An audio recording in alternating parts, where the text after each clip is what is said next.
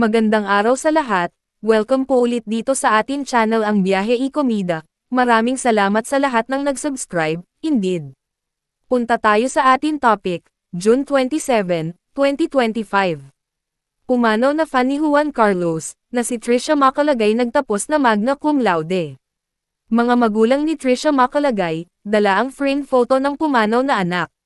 Nagtapos na magna cum laude si Trisha Macalagay para sa kursong Bachelor of Science in Biology, major in Animal Biology. Pero hindi niya personal matatanggap ang parangal dahil sumakabilang buhay na siya noong March 13, 2025. Si Trisha ang 22-year-old beauty queen at graduating student ng Laguna State Polytechnic University, LSTU, sa Santa Cruz, Laguna. Pumanaw si Trisha dahil sa sunog na nangyari sa ikalawang palapag ng gusali ng LSTU.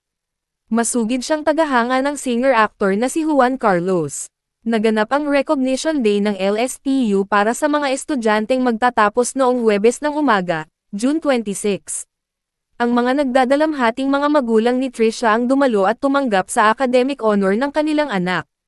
Dala ng mga magulang ni Trisha ang kanyang frame photo na may pirma ni Juan Carlos nang umakyat sila sa entablado.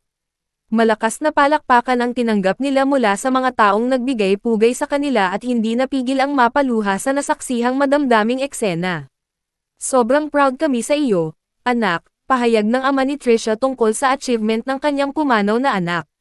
Nakatakda ang graduation ng mga mag-aaral ng LSTU ngayong Biyernes, June 27. Inaasahan ang muling pagdalo ng pamilya Macalagay sa isang okasyong masaya at malungkot para sa kanila dahil sa pagkawala ni Trisha. Lubos ang pasasalamat ng pamilya ni Trisha kay Juan Carlos dahil pumunta ito sa burol ng dalaga pagkatapos ng concert nito sa Laguna Sports Complex, Santa Cruz, Laguna, noong March 15, 2025. Tagahanga ni JK si Trisha. Noong nabubuhay pa si Trisha, ang mapanood ang concert at makita ng personal ang singer-actor ang kanyang pangarap.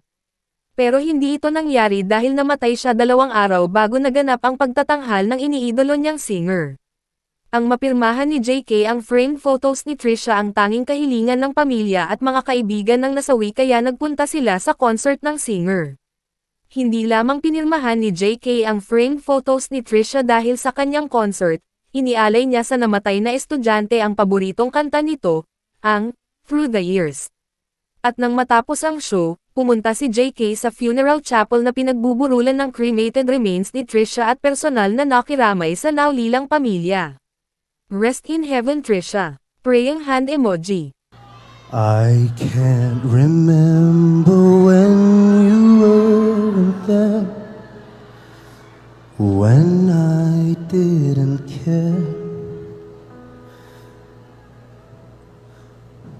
for anyone but you. I swear we've been through everything there is. Can't imagine anything we've missed. Can't imagine anything the two of us can't do through the...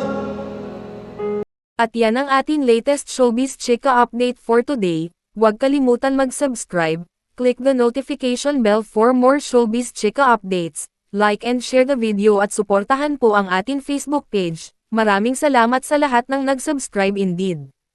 Magandang buhay sa lahat, adios. Through the... Never let me down. You've turned my life around. The sweetest days I've found with you. Through the years, it's better every day. You've kissed my tears away. And as long as it's okay, I'll stay with you.